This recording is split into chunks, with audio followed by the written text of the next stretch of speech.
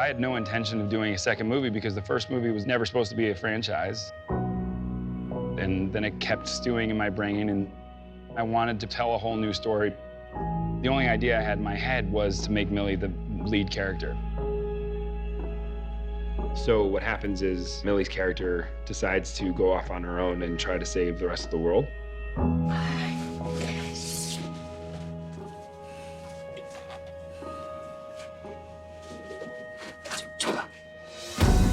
It became as personal, this second one, if not more personal than the first one. The first one is about the intimacy and the promise you make to your kids that we will always protect you. The second one is when that promise is inevitably broken. And those kids have to go out into the world on their own. Whatever that moment is that you let go of your kids and they have to fend for themselves, that's what this movie's all about. So it becomes a metaphor for her about what growing up really means. And what growing up really means is getting hurt, getting scared, and learning how to deal with it yourself because nobody else is there to protect you.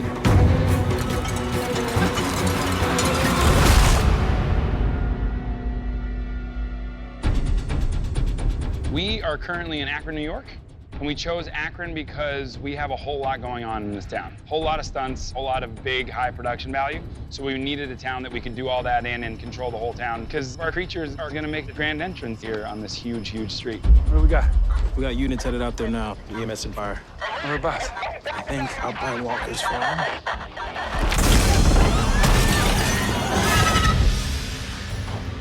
My goal with Dan and with Mike Gunther and his entire stunt team, who are phenomenal, was to make this feel very real. I think the first movie really put the audience in a state that they felt when they were in that theater, they were actually a part of this world.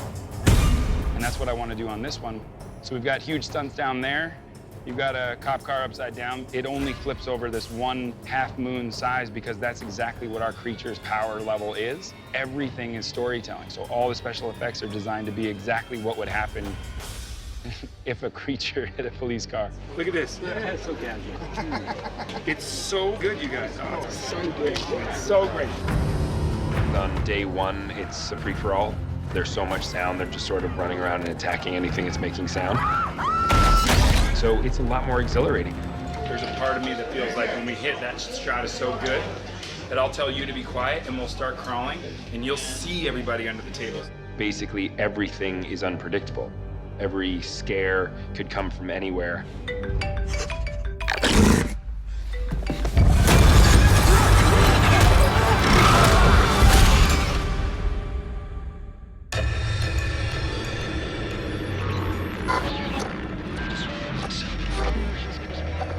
I think the key for us in this movie was if I can keep everything in a one shot or very few cuts, you're gonna feel like you're a part of it. You're gonna feel like you're in the perspective of these characters.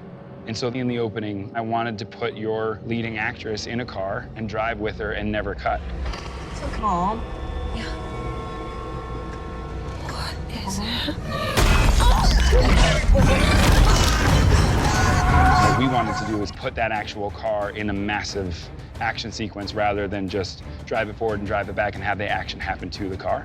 And the only way to do that was with this insane contraption on a biscuit rig. I think the rig was built in 5.5 weeks or something like that, which sounds like a long time, it's not.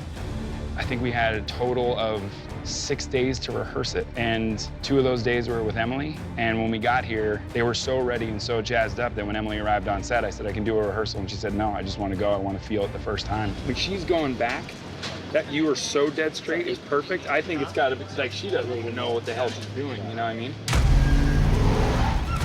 When a bus is coming at you, you actually feel that that bus is coming at you because it's not hitting a lot of cars, it's just careening. And that very scary feel we capture, she said it's the easiest acting gig she's ever had is having cars drive at her at top speed. She was genuinely fearing for her life. So that's what I offer as a husband.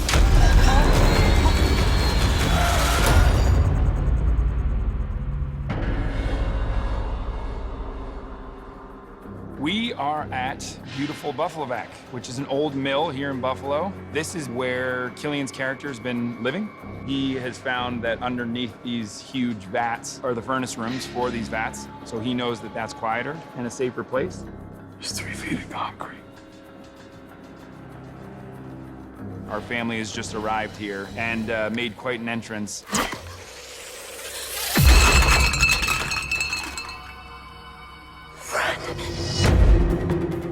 not very welcome guests. So this whole set is killing and running our family to get to that vat that's in the floor as fast as he can without dying. No, if you want to, because it looks great on camera, but if you're not ready to, no worries. I just want to ask you before you do it. You want to do it? You still have the pads on? Yeah, I do. She's going in.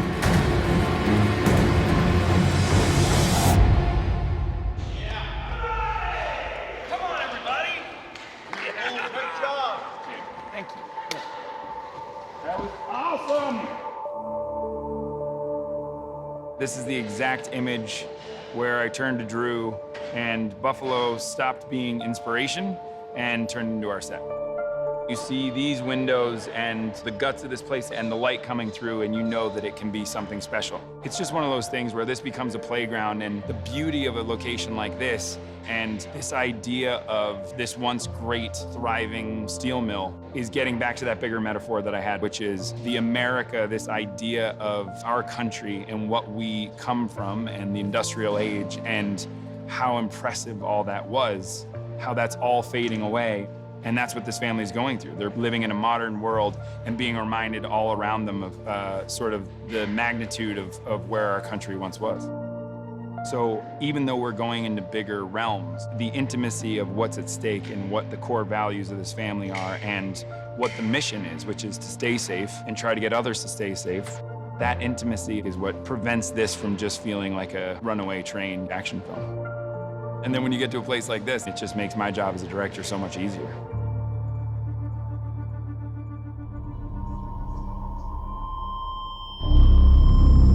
This was actually one of the first sequences I wrote in the script. I wanted to find something very universal that people could imagine themselves being a part of, something very obvious that would have been taken over in sort of an apocalyptic moment. And a train for me was really interesting. Not only does it make a lot of noise, but it's a representation of sort of, you know, a large swath of people before day one hit.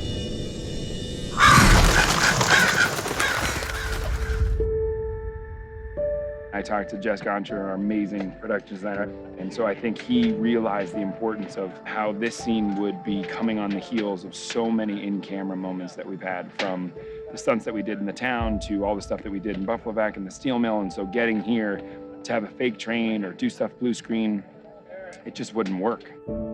There was a train graveyard in Ohio, and they had 2 Metro North trains. And I love the idea that it's Metro North because I live near a Metro North line, and so I know it well, and I knew the seats well, and that was in my head when I was writing it. One of them is this red, beautiful sort of Metro North Connecticut line, and I mean, it just doesn't get any better than that. These types of things aren't achieved unless you have the team behind you who really wants to do something like this. That's why when you arrive on set and you see that set design and what people were able to achieve in that department, that rubs off on what we're shooting, and then that rubs off on the actors, and it just goes and goes. I don't want to show any shot that's not from the perspective of our characters. So certainly these big moments have to come from her discovery, and so we can't discover anything like this until she does. So we had a really beautiful shot, and I had the idea to just kind of push behind her, and there's some doors in the train that block the hole, so as she goes around, we don't know what she's looking at. And then we push behind her and go out here. And I mean, that's one of the more epic shots in the movie. Like I said, it was one of the first things I wrote because of that. This is one of those moments where you truly see this very small girl in a very big problem.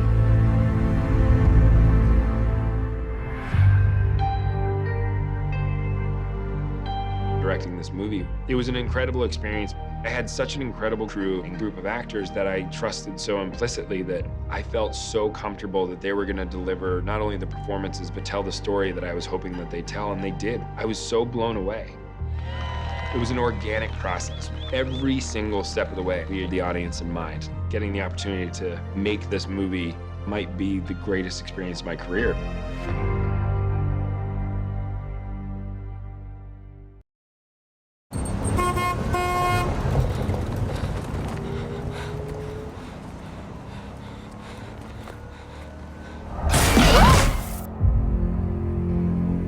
Quiet Place Part 2, certainly we have much more going on. There's much more to experience. It was definitely a choice to show that this has happened all over the world. In the first movie, you get the sense on Lee Abbott's board that it hit Shanghai, and it was another thing the day that it's happening. You see on the news footage in the background that that it hit in other places. What happened? A bomb, I think. They really don't know, other than where they were on their farm, what's going on around them. Is anybody even alive? All bets are definitely off for the family once they leave the house, and I think all of the sort of safety net that they created, from the sand paths to the safe room that's almost finished, are no longer available to them. And when you don't know how you're going to survive the next moment, you're most likely going to make a mistake.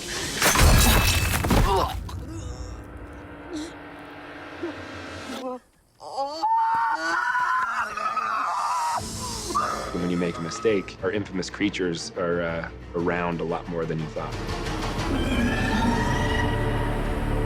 The idea for me, I had always grown up seeing, I don't know, not all, but a majority of sort of alien movies where it was intelligent life coming down to our planet and making the decision to take us over. But I hadn't seen as many where the creatures are more of a parasite, that it's about evolution.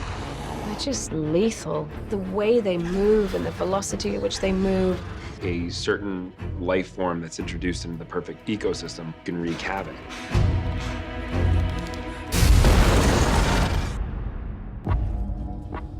I don't see them as having thought or intelligence. I think it's more about overpopulation, and it's become that they are strongly outnumbering us. And the killer instinct hasn't gone down, so it's getting worse for the people that are in the movie. They sort of start to realize that the more quiet they are, the more they'll be able to hear things. So they make a lot less noise in this one whenever they're around us, because they want the best chance of hearing us. We had had all these conversations of where did they come from. I had always known that they came from some sort of place that had no light. That's why they were blind. They had evolved their eyes out. They didn't need eyes. They just had to listen. And they are learning more and how to get to places, get into things they didn't know how to do on the first movie. They're getting smarter. We're seeing them in the daylight. We're seeing them go in water. We're seeing them have to react to this new introduction of someone having a weapon against them. They've never experienced a weapon against them ever. There's nothing that can stop them until now. You find out in the first movie on the board that they travel in packs of 3. They're a territorial sort of group of creatures. It's not just one, because when she fires the shotgun, 2 more show up.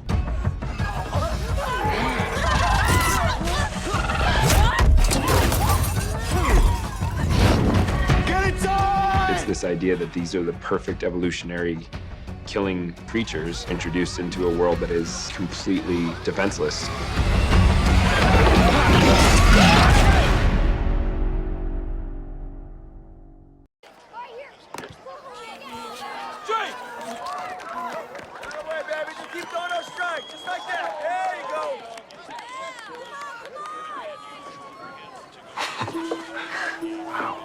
Well, Lee is really Reagan's role model. He's very strong, and now with him being gone, I think Reagan is struggling because she doesn't have that person, that role model anymore. And Reagan feels the pressure. She wants to be like her dad. She wants to be that person for both her mom and her brother.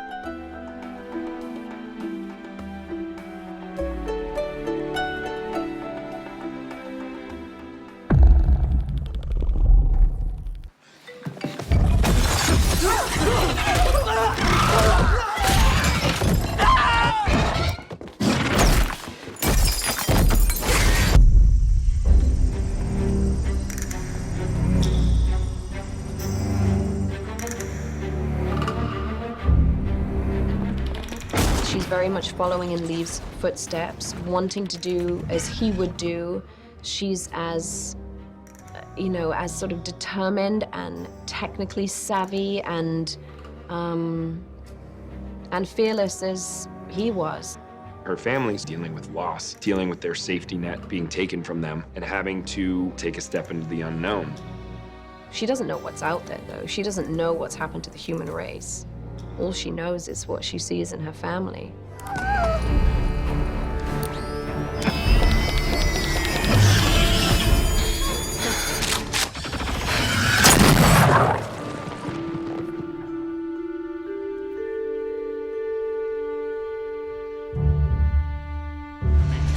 family comes in, she's gonna follow you.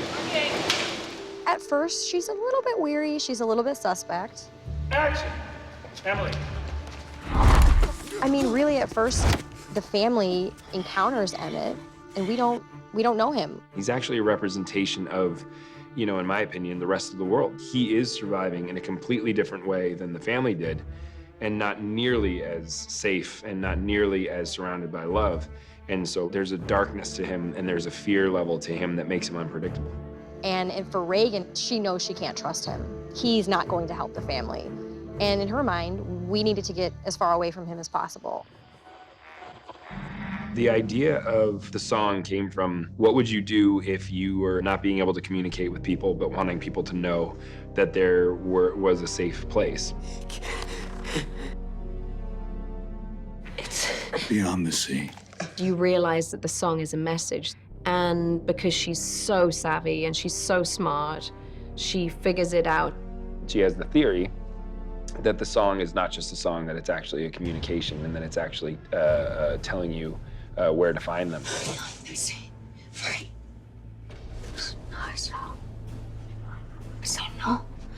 Millie's character decides to go off on her own looking for that signal. She wants to figure out a way of getting this weapon that she has to the world.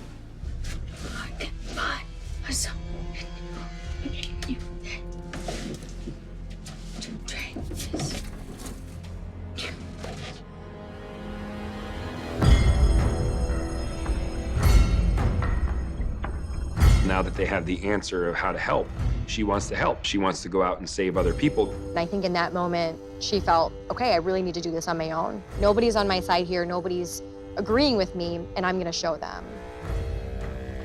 What I always loved about Millie's character is that she always had this innate sense of being a warrior princess. And what you get to see in this movie is that warrior princess thing comes at a cost, because at the end of the day, you will still see her as a little girl, and she's alone, and she doesn't have anyone to help her. Even though she has the answer and her hearing aid is a weapon, she still can't hear. So she's in a more constant danger even than the rest of her family. I mean, it's very scary. She knows she has to be very careful with her surroundings as she navigates the world, and I think that's really difficult for her. She has to take care of herself, and she's on this mission to save everyone. But at the end, I realized that I can't do it all alone. Having someone else work with me was going to allow us to overcome. I learned that I really had to rely on other people like Emmett. I found a boat.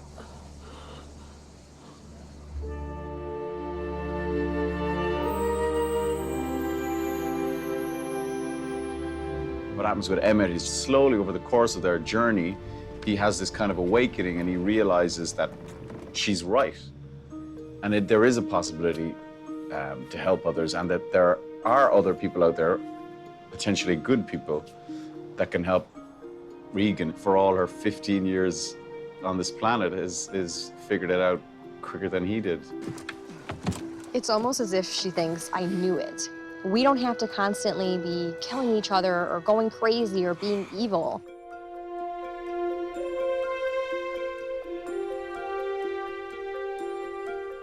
You heard the song? Because there are really good-hearted people that are supporting each other. She did. And that's what Regan had been thinking this whole time.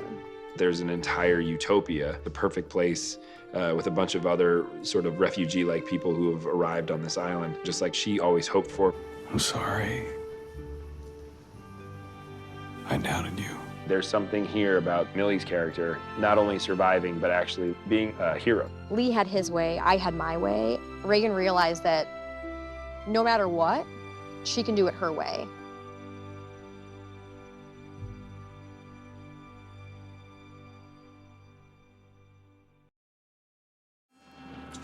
The people that are left, what they've become, they're not the kind of people worth saving.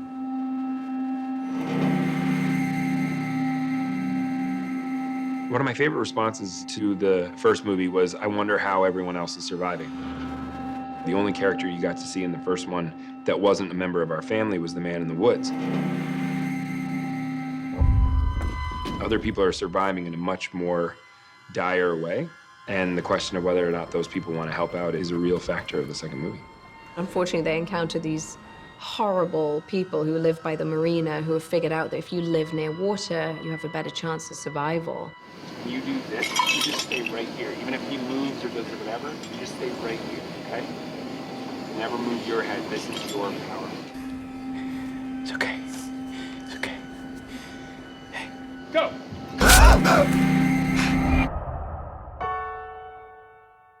The marina location was the hardest location to find, weirdly, because we were shooting in the summer.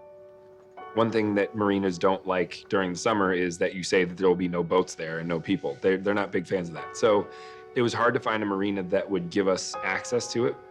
I found this marina south of Buffalo, and it was an old Jaws type of feel, which I know that's what John wanted, and so did I. And it was old wooden docks with fingers coming out of them, so it looks like it goes like right out to the ocean. I had seen it very clearly in my head when I was writing it, and it was so eerie when I showed up on set. It was exactly how I envisioned this particular marina. The challenge was making it just a little bit more like an old-timey dock by probably adding like 50 of those pylons, which we made out of foam, putting our own boats in there. This model is of Monroe Marina. It's really just a visual like meeting space where you can actually see how the action can play out. I built these structures on there. There was 5 existing ones, and we added another 6 for the creature to blow through. We added a piece of dock in the middle there for them to run around to get to the boat. Now we've got a creature that is on a boat, and they see Killian go in the water, and now the creature decides, well, I'm gonna just, because they just want to kill. So it jumps in the water. The creature starts doing the jaws, you know, coming at him like a shark. But no, he can't swim, so they do have a weakness.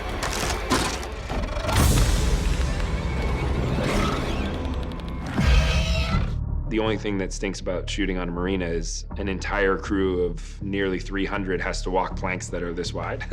Whether you're in a boat or on a dock, there's not a lot of room for people or equipment. And so you're trying to cart cameras and lights, all that stuff, get it all fixed. Things were a little slower those few days. It took a lot longer to get people without falling in and having big travesties every day. It was challenging. We decided early on that we wanted to shoot the movie on film, but the marina was one of those instances where we shot with digital capture, and that really helped us be able to work in low light situations on the water. We had huge lighting condors on barges. I mean, we basically approached the marina in a way that we tried to ring the area with lighting so that John had flexibility of looking whichever way he wanted to. Cut! Cut. Very nice, everybody. When we're at locations that are truly the real environment, I think you feel more inspired. It's more authentic, it's more difficult, I think even more physically demanding at times. Yes! So, that was perfect. There's such a, not just a willingness, but I think an eagerness to just commit in every possible way. I mean, you had Killian at the marina treading water in between takes as barges are surrounding him with cameras. 502 off. Yes. Okay. Ready and go. We pushed it, I think, to get that sort of realism and to make the sense of jeopardy like really, really, really high and intense. John likes it to be as on-screen and as real for the actor as possible. So, you know, I probably wasn't in love with him at those moments, freezing my ass off at 4 a.m. in a lake. But then when you see it back, you go, that is real. What we're trying to create, I think, is a sense that the audience goes, oh my God, what would I do if I was in that situation?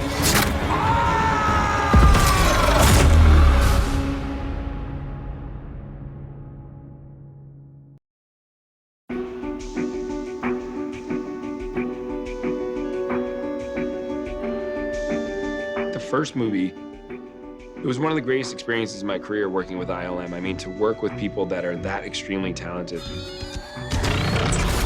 working with that level of creativity is something that I don't think is achieved very often. All the discussions we had in the first movie were everything had to be real. You didn't design a creature to look cool. You designed a creature, hopefully, that would look cool, but that was completely based in reality of evolution.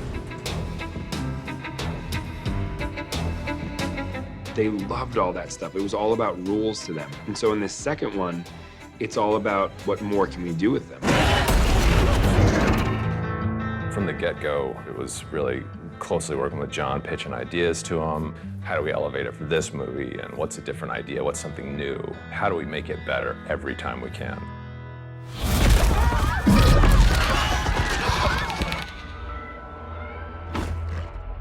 How we pull it off is very much from John. He gives us a very detailed, like, this is what I want my creature to do in this movie. And this is what I want him to do in the shot. And they really worked hard on, like, the framing of the shot. He just wanted us to have a lot more freedom to say, hey, this is what's on the page, make it look very interesting. In the first movie, we had a very fast-running creature. This time around, we saw him moving so much more, and he needed to get from place to place. John thought we should try, different walk cycles, different run cycles, and we came up with this spider walk.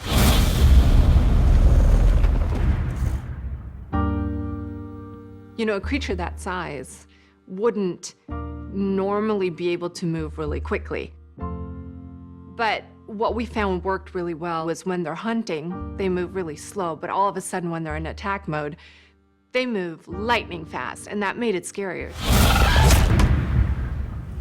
And then the flaps was always that sort of idea. John always described it as sort of, seaweed moving underwater like a current hit it.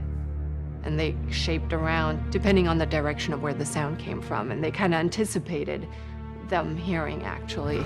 They express a lot about their mood or even how they're reacting to something. So oftentimes you'll see that their flaps might be closed, but depends on how strong the frequency is, or then they react differently, or the flaps are more aggressive.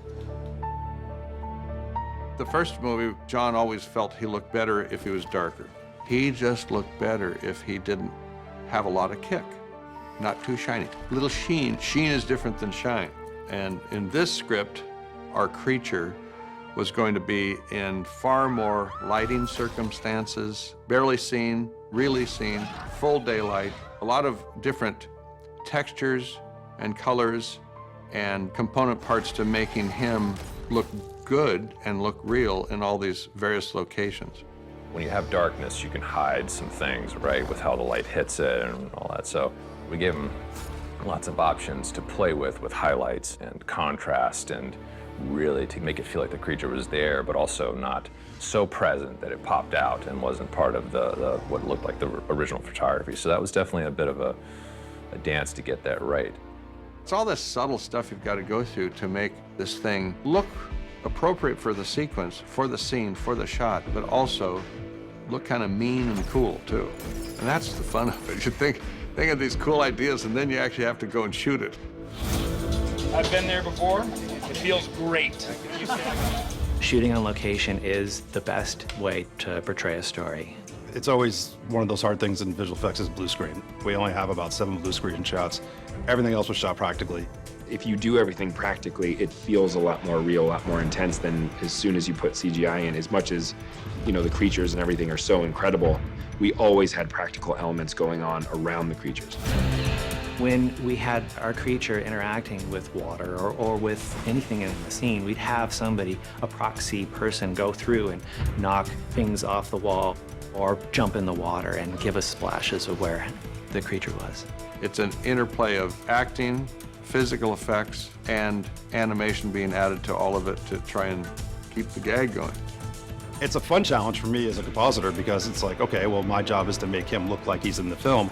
There's a lot of thought process that goes into all that because you have to figure out what's the best way to actually pull it off.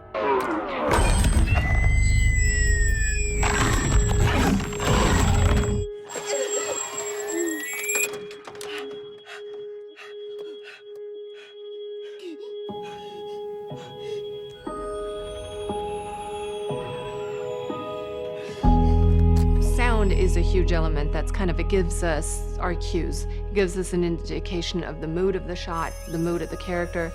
In this case, the character doesn't talk, but you still know, if it's making sounds, if it roars, what the character is even supposed to do. Everything you hear is just as important as everything you see. Less is more sometimes. It wasn't, wall-to-wall creatures huffing and breathing and clicking and roaring, but you'd have a little click and then just silence, and the character would hold their breath. We push ourselves to how intimate and how quiet and how delicate can we get with sound. Like, go completely silent.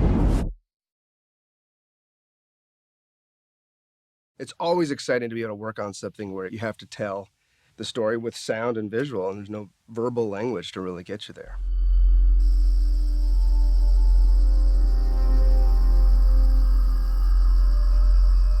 It's very dynamic. There are moments that are incredibly loud,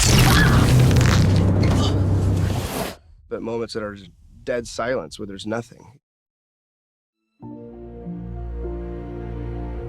We've established a logic to this universe, and we really set it up in the first film in regards to how much sound is too much sound that'll attract the creatures and get you killed. So there's always a struggle between wanting to have a scene be dramatic and following the rules of this universe that we've established. And that's literally how you are going to play sounds and how quiet you can get, and which isn't necessarily always the most dramatic way to play it. So there's always this sort of tightrope balance that you need to do between playing the reality of the universe and what's going to be the most dramatic.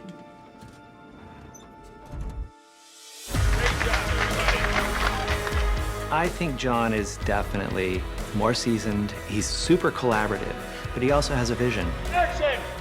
He's grown much more confident in every aspect of filmmaking. He definitely learned a ton on movie one about how our side of the process goes. So with that knowledge, we were able to help push it even harder on this one. I think that's one of the saving graces for visual effects, is that we can really help the filmmaker tell the story and refine the story as we go. It was an incredible experience because this is a group of people who their entire job is thinking of things that your imagination is limitless. You can go anywhere you want and do whatever you want. And they are so excitable, so excited about what they do. They made my job really, really easy. I'm just so proud of everything in this film, just everybody who worked on it, all the collaboration. It was exciting to be a part of, really. This is a really, really thrilling movie for a lot of ways for ILM.